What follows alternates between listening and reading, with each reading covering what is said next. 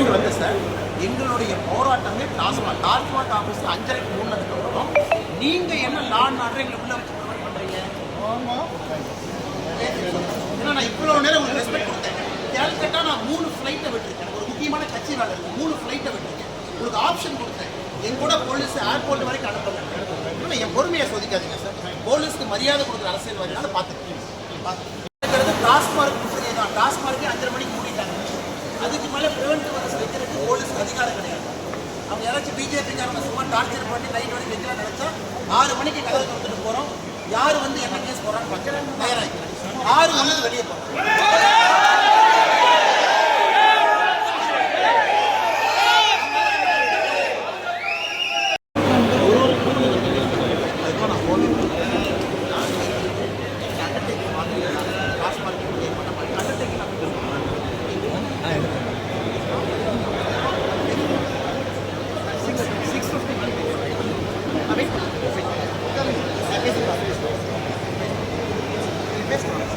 தெளிவாக சொல்லுங்கள் சார். இது ரொம்ப தப்பு. ஏன்னா நானே ஒரு காவல்துறை வயலேட் பண்ணால் தவறாக போயிடும். பட் இல்லை சார், இல்லை சார், இல்லை sir,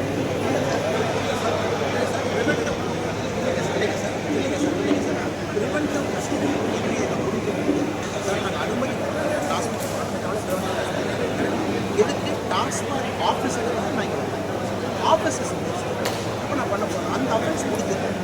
unless you intimate me next offence இருக்குது. நான் லாஜிக்கலாக இருக்குது. நான் உங்களுக்கு சொல்கிறது ப்ராக்டிக்கல் நான் சொல்கிறேன். அடுத்து நான் அஃபென்ஸ் பண்ண போகிறேன்னு உங்களுக்கு டவுட் இருந்தால் எனக்கு கேளுங்க. நான் கேட்குறேன்.